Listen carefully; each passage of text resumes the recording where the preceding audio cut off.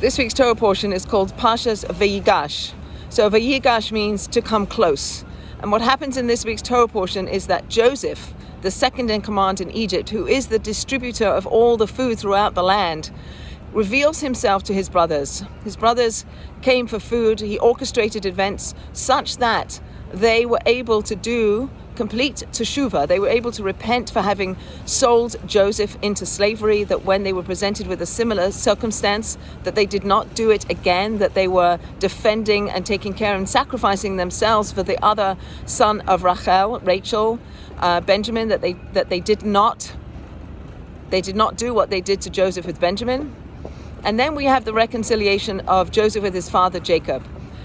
There's this coming close, there's a hugging, there's a revelation of self. There's somehow some authenticity that is within the relationship between the brothers. Joseph says to his brothers, I am Joseph.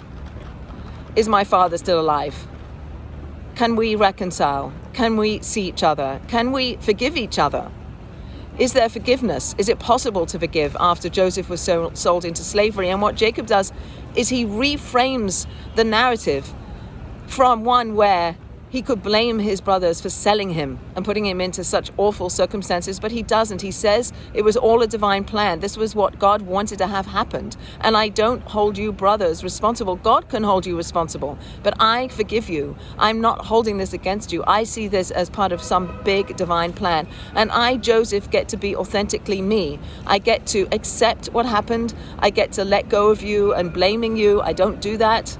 I will give to you. I'll give you a choice place to live in the land of Egypt. I'll give you food. I'll take care of you. And he does all those things. So what is Joseph teaching us? Joseph is teaching us to use reframe in the way in which we see the stories of our lives. To see that there's a hand of God in what happens to us. To see that it doesn't help us to blame and to point fingers at other people.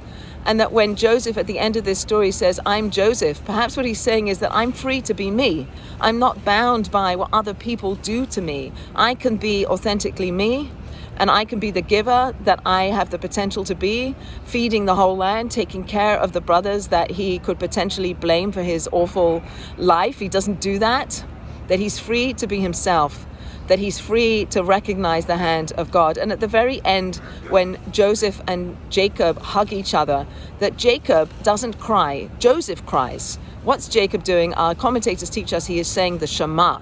He is declaring the oneness of God. He's taking all his emotions of joy at seeing his son, and he's pointing it up, and he's embracing God and saying God is one. And that's the foundation of who we are as a Jewish people. God is one, and we're in relationship to God. We're in relationship to ourselves. We have to be our best selves as best as we can to live up to the potential that we have. And part of that might be accepting our situations and accepting the relationships that we are blessed with.